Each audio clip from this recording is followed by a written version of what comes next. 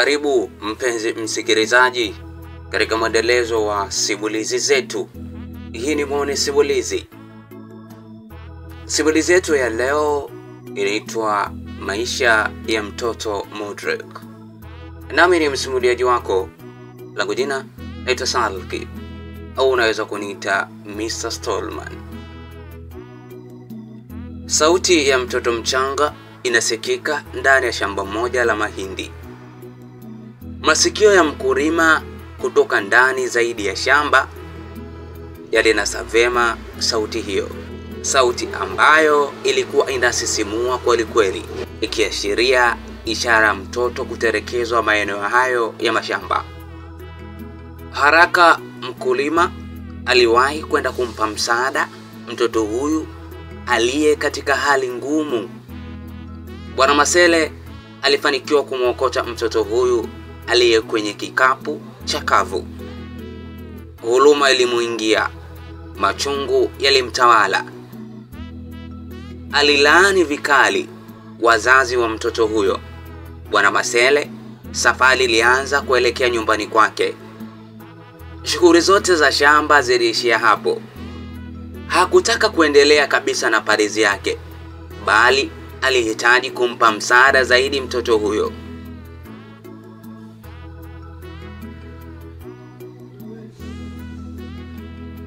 Mtoto ambaye haijulikani asili yake. Moja kwa moja Bwana Masele aliwahi kwa muuza maziwa kupata angalau lita moja ya maziwa ampatie mtoto huyo mdogo asianza kula chochote kile. Kiufupi, alikuwa mdogo sana. Basi kwa bahati nzuri aliweza kuyapata maziwa aliyochuja na kumpatia. Hapo kidogo mtoto alipata nafuu ya kutulia. Taratibu za kufikia uongozi wa kijiji zilifuata kueleza tukio lililoweza kutokea. Uongozi wa kijiji ulimweleza Bwana Masele ya kwamba anapaswa kumpeleka mtoto huyo ustawi wa jamii. Wao ndio watampa msaada. Ila Bwana Masele aligoma. Aliona wazi haya yatakuwa mateso zaidi kwa mtoto huyo. Akili yake iliona bora yeye amlee tu. Uongozi ulimpiga mkwara mwingi sana juu ya maamuzi hayo, wakimpa vitisho vikali. Hapo wakampasha habari, wakamwambia chochote kitachotokea juu ya mtoto huyo, basi yeye atawajibika. Kwa mfano, ikitokea mtoto amefariki mikononi mwake, basi yeye ndio muhusika wa mauaji hayo. Bwana Masele hakutaka kuelewa alichoambiwa. Alimchukua mtoto akajibebesha dhamana ya kumlea mtoto ambaye alikuwa hana baba wala mama. Hata jina hakupewa, masikini ya Mungu.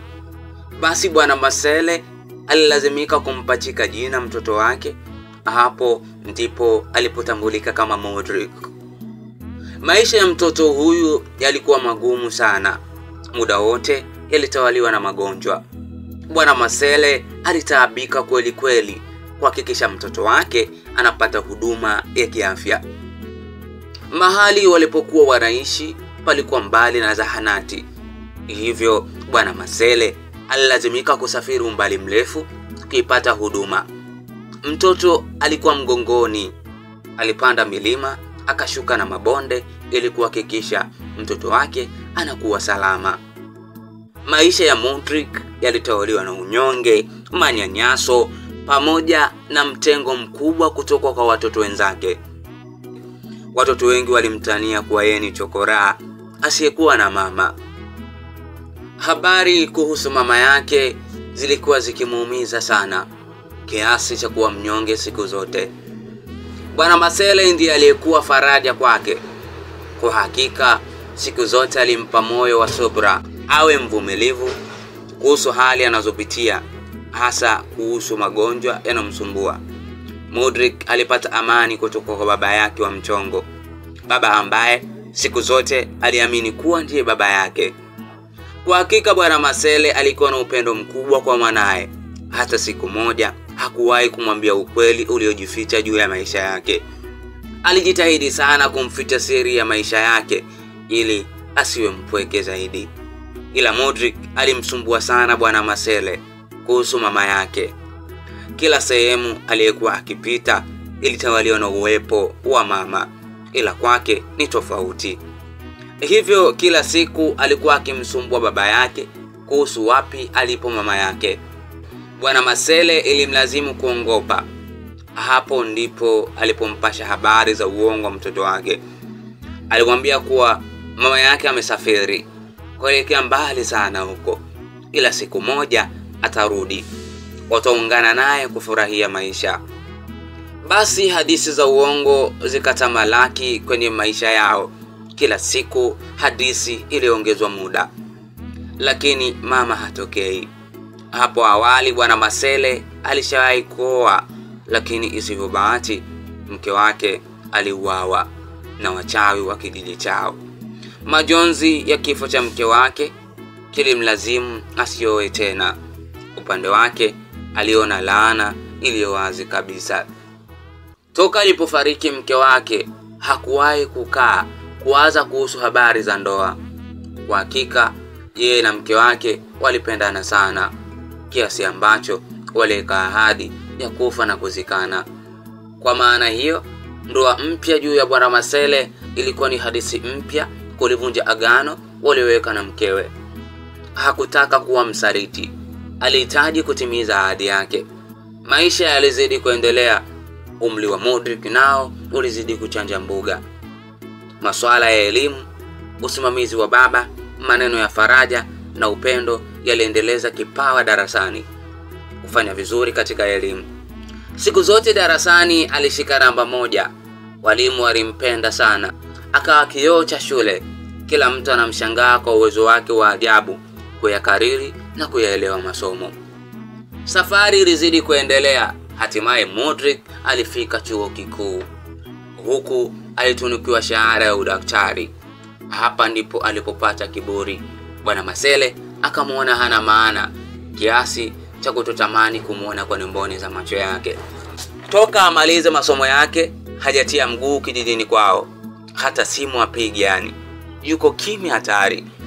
Bwana Marcel huzuni ilimjaa. Hakuelewa ni nini ambacho amemfanyia mtoto wake mpaka ameamua kuja kumlipa hayo. Siku zote aliendelea kumwombea dua mtoto wake awe salama ili aipate imani ya kuja hata kumuona hadi isi furaha ya kumlea. Modric yuko zake mjini anaponda raha tu.